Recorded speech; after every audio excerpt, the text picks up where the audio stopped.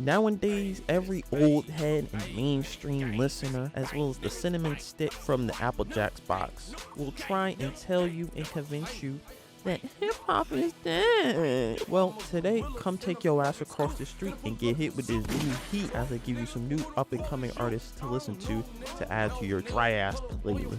Wait a minute, before I have you diving straight off the deep end, we must first pay respects to the OGs of the game.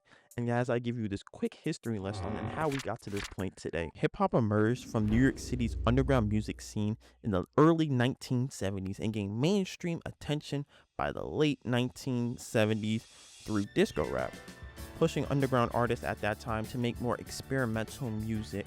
But by the late 1980s, those same underground experimental style artists had to release music independently because they could not get the exposure that they needed from the mainstream labels. But with platforms like the Stretch Armstrong and Bobito radio show, helped unsigned rappers gain more exposure. In the early 2000s, artists like MF Doom, Aesop Rock, and Madlib helped bring underground hip-hop to the forefront of the music industry and brought it to the height that it was at that time and helped it reach a wider audience than it ever had before. But by the late 2000s, the internet era started to usher in and became the hub for promotion, with platforms like MySpace and Daft Piff enabling the rise of cloud rap, pioneered by Lil B and Clams Casino. While some artists preserved that traditional, old-school underground sounds, and others took advantage of the internet era and started to explore with experimental, industrial, and emo rap styles. Viral tracks like Young Lean's Jensen Strip 202, released back in 2013, and the rise of mumble rap in the 2010s allowed for the scene to further shape itself. With Playboi Carti's success in the late 2010s with Whole Lotta Red and the Opium label, helped usher in and bring in a new generation of underground sound that we have come to know and love today. Now it's time to talk about the rap artists out of the West Coast.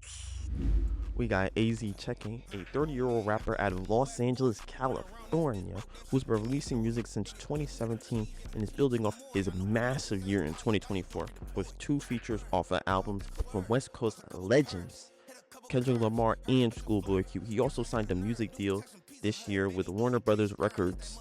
Here are 3 songs that you should listen to get started out on my boy. Out of the Midwest, we got Leo, a 25-year-old artist out of Detroit, Michigan, who has been making waves musically on the internet through TikTok, YouTube, Instagram throughout the last 3 years, and just dropped his debut album this year, which has been receiving a ton of praise and a ton of hype. Here are 3 songs from his catalog that I truly think that you would enjoy. Now we're on to the South, where we have Until Japan, who is a 20-year-old artist from Atlanta, Georgia, who has been releasing music mysteriously over the last 3 years. His music has some of the highest quality, like I'm talking Grammy Award-winning quality, and he knows what he wants sonically as an artist, but he just doesn't have the hits yet in his career. Here are 3 songs that I truly think you should listen to by him. Now onto the East Coast, where we got Sixbill, a Colombian rapper out of New York City, who's been making waves in the underground music scene with his electric, dark, moody atmosphere, and is a well-respected figure amongst his peers in the underground music scene. His only downside is he doesn't have a lot of songs out right now, but I expect that to change in the next coming months and years. Here are 3 songs that add to that moody type atmosphere. Now we on to the UK, fam, where we got Legxacy, a Mr. Do-It-All Swiss Army knife type of artist from London, Great Britain, who helped produce Sprinter by Dave and Central C. But as an artist himself, he's been making some of the most genre-bending music that is pushing the limits on what it means to be an actual artist. And his sound takes a bunch of different inspirations from all around the world. Here are 3 songs you need to listen to by Legxacy. I know we've all been there before. You find to go to that song on social media, you slap it into your Spotify or your Apple Music search bar, and it doesn't come up at all. You're upset, you're angry, you're mad. You're like, oh my freaking goodness. Well, there's no need to worry or fear when SoundCloud is here to help you out with all your problems. You want to listen to unreleased music or discover new talent or just simply listen to music without all them obnoxious ass ads? I heard SoundCloud got you then. And I heard they even selling it for the low of $5.99. cheaper than 2 McDonald's hash brown in this economy. So tap in right now to SoundCloud for all them SoundCloud exclusives disappear.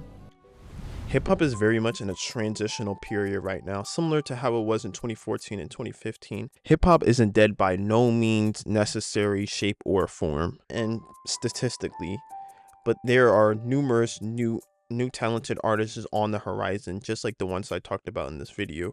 Rap fatigue also isn't a real fucking thing. I don't know who the hell came up with that bullshit. People are just mad lazy when it comes to trying to find and discover new talent, and they often resort to their comfort spots as a means for them to feel good, which is why I recommended that people download SoundCloud and test it out, see if it works out. I hope whoever watching this video, I hope y'all had a great Christmas. I hope y'all have a great New Year's. I hope y'all had a great year. Making more videos in 2026. I'm looking forward to spending more time with the viewers, spending more time with my community, making a community, what I have envisioned in my head right now. I hope y'all had a great year. Yeah, see y'all in 2026.